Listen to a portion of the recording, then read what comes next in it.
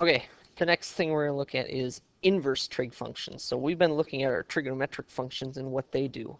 And so just to review that, what they do is they take angles and they give you a ratio of the lengths of sides of a right triangle.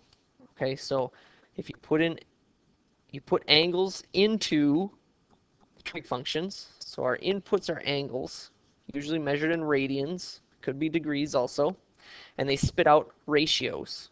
Okay, ratios of lengths of different sides based on SOHCAHTOA. So, for example,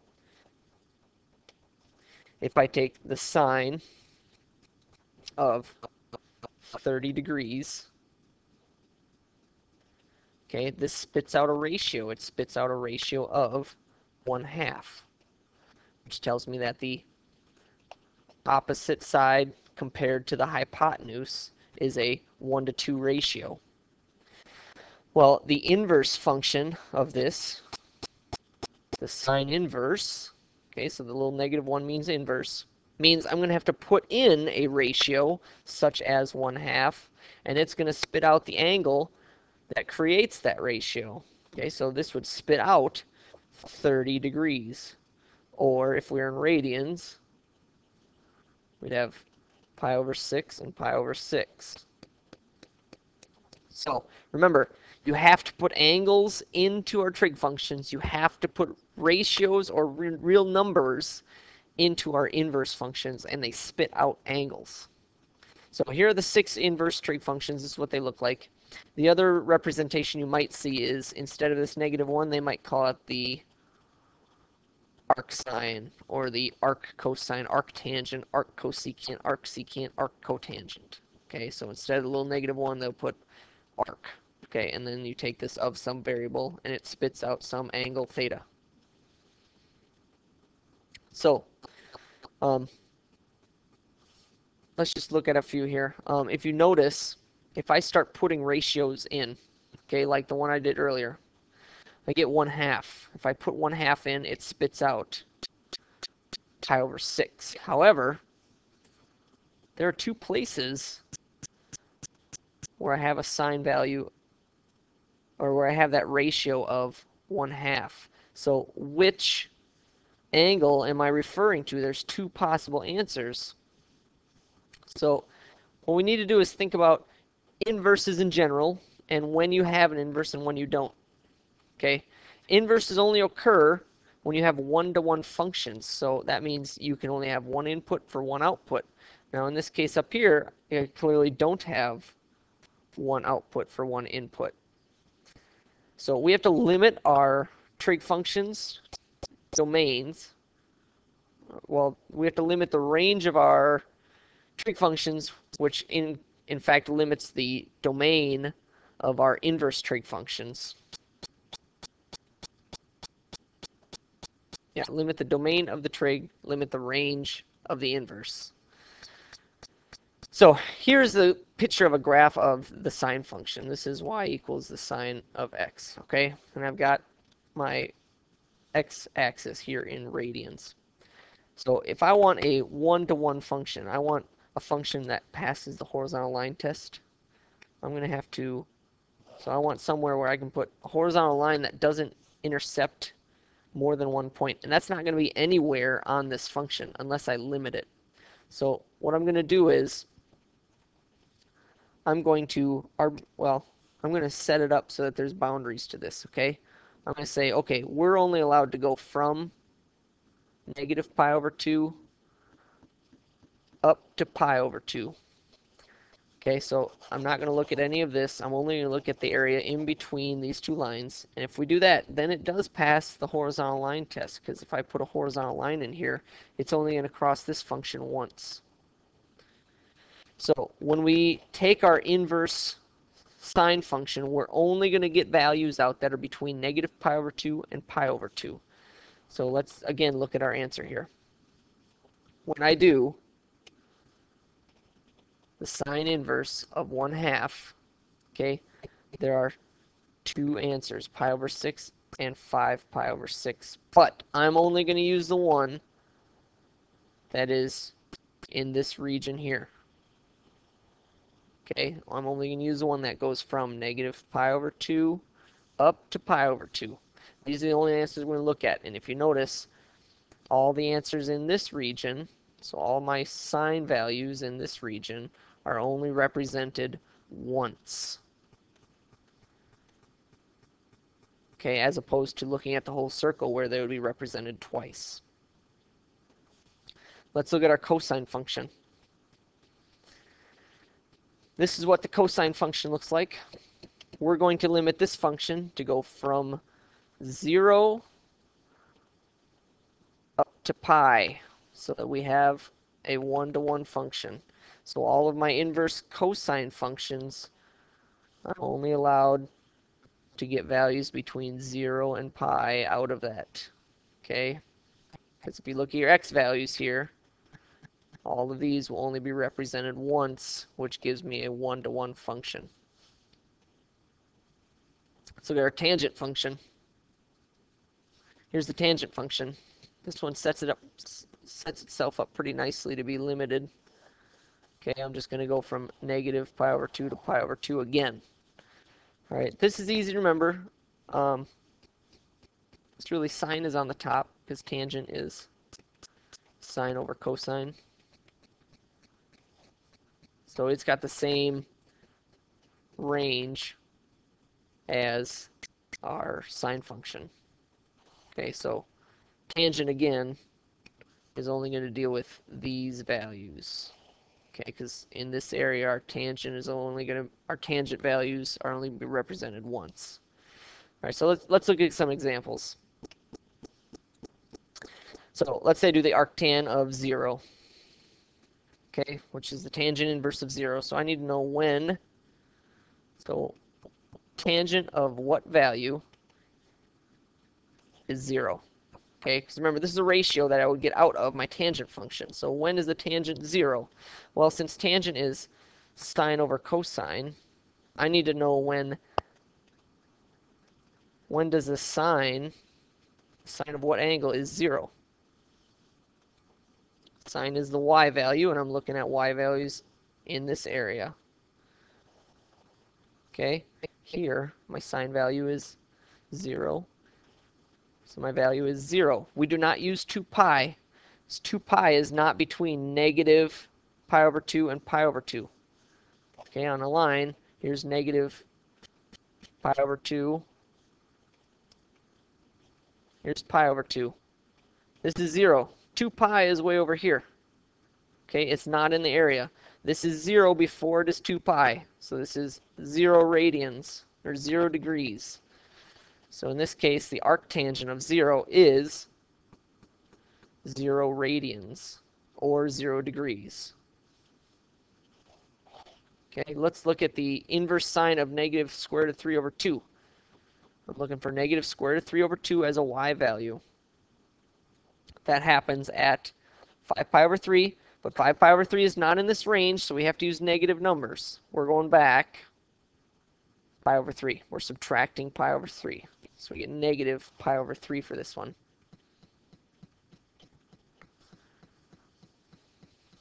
Let's just look at another real quick situation here. If I have the sine inverse of the sine of, let's say, pi over 4. Okay, well, the sine of pi over 4 is square root of 2 over 2. The sine inverse of the square root of 2 over 2 is pi over 4. This equals pi over 4, which shouldn't be surprising because inverse functions always cancel each other and leave just the inside part. So that's something to be aware of. However, sometimes they're not going to match. So these don't cancel each other. They only cancel if they're inverses of each other. Secant does not cancel the arc sine. So, oh, and this could be rewritten the other way too. You know, sine of the sine inverse of something just leaves that something. So if this was 1/2, then the whole thing would equal 1/2. The way we're going to solve these problems is by looking at our right triangle. Okay, the arc sine of 3 over 5, that represents an angle, okay, because arc sine spits out an angle. This is the angle that has a ratio of 3 over 5, when we look at the opposite over hypotenuse. So this here is the arc sine of 3/5. Okay, which is really just some angle. Okay, it's some theta that has 3/5 for the opposite over hypotenuse because it's sine so from SOHCAHTOA. If I want the secant of this angle, okay, this is the angle I'm looking at. I want the secant. Secant, of course, is the reciprocal of cosine. Okay, since cosine is adjacent over hypotenuse, the secant is hypotenuse over adjacent. So I need 5 over whatever this is. So I would have to do Pythagorean theorem to find this missing side. This is, of course, a 3, 4, 5 triangle, so it's going to be 4. So 5/4 is your answer to this. Okay, so when you have embedded things that don't match, you have to set up a nice right triangle for yourself and go through it that way. And this brings us to solving right triangles, which is going to be the most kind of the thing that we've been working up to. This is the whole point of learning trigonometry because there's lots and lots of things in life that involve right triangles. Okay, so this will actually encompass more of section 4.8 in your book, but I'm going to go through it along with this one. If I want to solve this right triangle, I'm given two things. I need to find all the other parts. So I need to find this value. I need to find this angle and this angle. So I use theta and phi. This is phi. Well, I've got two sides. I can find the third side with the Pythagorean theorem. So 9 squared plus 12 squared equals x squared. This is 81 plus 144, which is 225. If I square root that, I get 15. So x is 15. In order to get these angles, I need to set up some trig functions, okay? I need to say that this angle, okay? I know that the cosine of this angle is going to be adjacent over hypotenuse, 12 over 15. So I want to get theta by itself. So what I'm going to do is I'm going to take the inverse cosine on both sides. These cancel, leave theta. Theta equals the cosine inverse of 12 over 15, which I then am going to put into my calculator.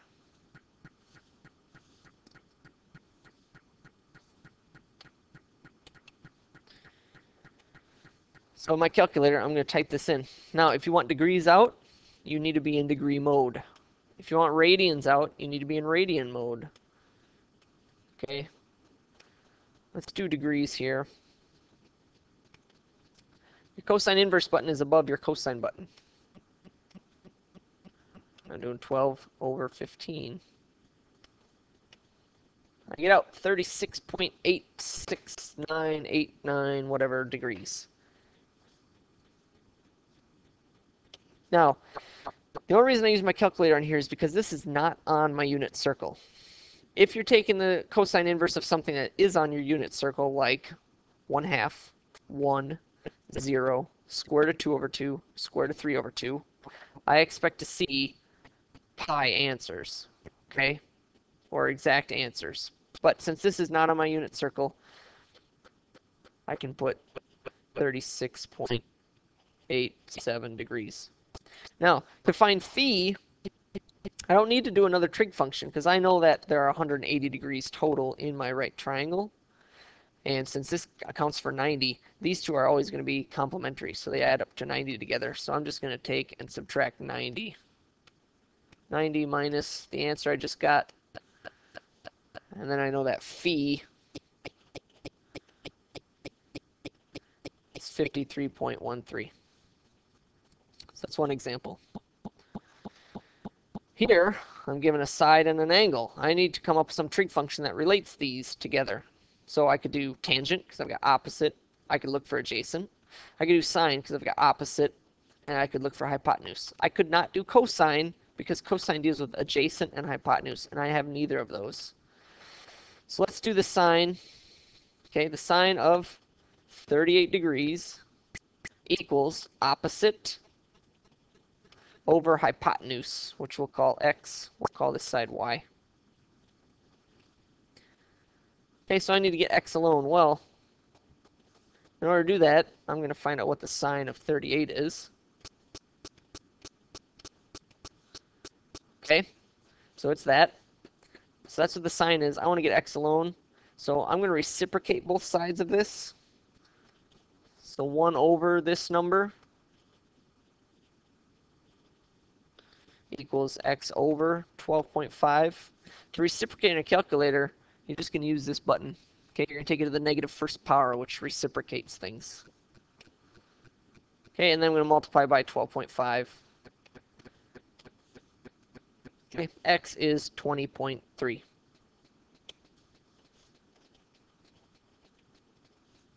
And I could use Pythagorean theorem to find y, or I could do another trig function to find y. I'm going to use Pythagorean theorem. So 20 squared minus 12.5 squared. So I'm going to square my answer, subtract 12.5 squared, and then I'm going to square root that. So y is 16.38.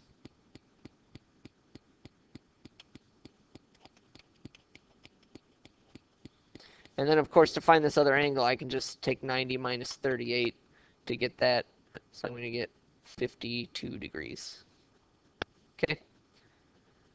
So that's how you use trig to solve right triangles. Now, there's going to be a lot of word problems. I'll just set up some examples you might see. Okay. Maybe you've lowered a rope from a rooftop, and it is 3 meters long, and you're standing 2 meters away from the building. Okay. Maybe they want to know what angle you're making. You could use trigonometry to find that. Maybe they want to know how tall the building is. You could use Pythagorean theorem to find how tall the building is. Things like that. If you could have other triangular pictures. Okay, so maybe this is a tree. Okay, and it's casting a shadow that is some, 5 meters long.